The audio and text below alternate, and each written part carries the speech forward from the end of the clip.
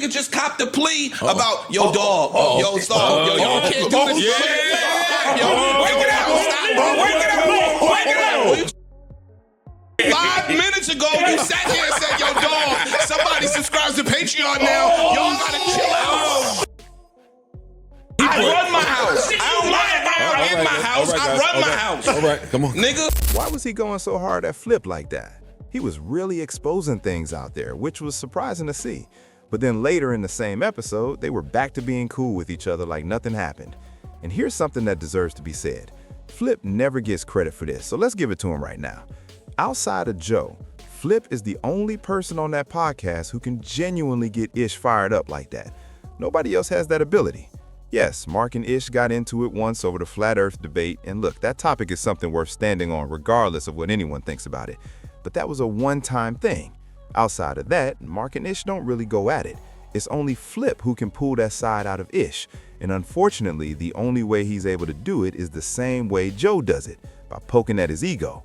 And it looks like going forward, Ish is just going to start firing back because there are too many skeletons in everybody's closet on that podcast for anyone to keep pushing without getting something pushed back at them. Everyone up there has done something questionable, every single person.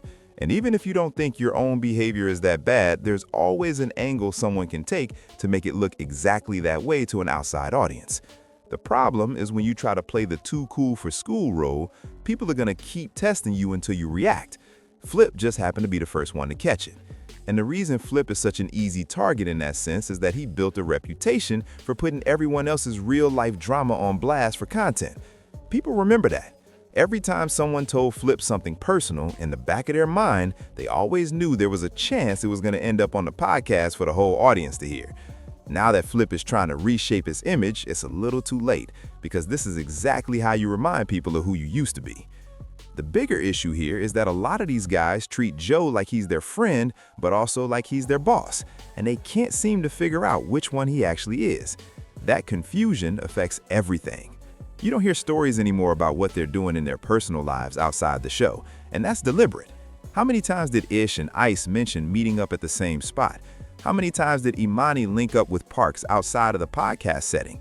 Even Flip and Ish have been hanging out away from the show. But notice how none of those stories get brought up on the pod anymore. And outside of the Philadelphia 76ers game, you haven't really seen Mark connecting with everyone else either. He had to invite people to his house just to spend time with them. The reality is, nobody is really hanging out with Joe outside of the professional setting because nobody knows how to navigate that relationship. And unlike Flip, who is at least known for being the one who stirs things up, Joe has built a reputation for crafting narratives, and the problem is that a lot of those narratives carry real weight even when they're framed as jokes. So now you're going to start seeing people showing different sides of themselves.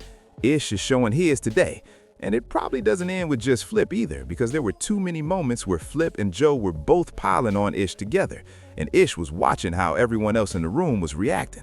He noticed how Parker was responding, he noticed Mark staying quiet, and he noticed Ice laughing along with everything. He's already taken a couple of jabs at Ice, but based on how he's been building up, it would not be surprising at all if he unloads everything when the moment is right.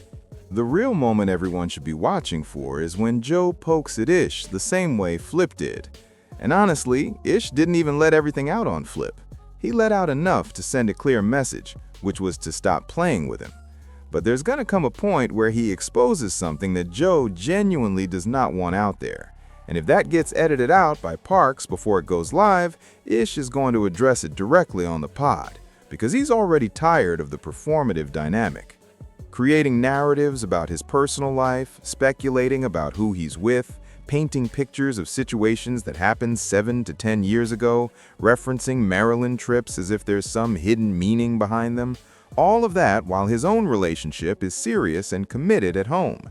And the moment anyone fires back, that's when the energy suddenly shifts to, why is everyone always jumping on me? That inconsistency is what's going to keep building tension going forward. And there's definitely a conversation that happened after that episode was recorded. Flip almost certainly pulled Ish aside and asked whether he was speaking from a real place or just performing for the podcast. How Ish answered that question is going to determine a lot about where their dynamic goes from here. Because as much as Flip can seem like the volatile one, the more you pay attention, the more you realize he's actually trying to be a good employee. He wants his boss's approval. The outbursts are more calculated now than they used to be. They're further apart and more controlled. He's doing what he thinks Joe wants him to do. And the reason he feels comfortable going at Joe at all is that deep down he genuinely admires him. The people Flip won't go after are the ones he's not comfortable challenging. He won't shoot at Ice. He'll only defend if Ice comes at him. And after Imani checked him that one time, Flip has been noticeably quiet when it comes to Imani. On a side note, it's worth pointing out that those two have not collaborated again on Queenzflip since then. And it is very telling that someone who put in real work to help boost your Patreon audience is nowhere to be found on yours in return. That kind of thing gets noticed. All of these small movements are going to affect the energy of the podcast going forward, because the tension that's been building is clearly visible to anyone paying attention. Let me know what you all think in the comments. Hit the like button if you enjoyed the video, and subscribe if you haven't already. The content has been coming consistently, and that's intentional.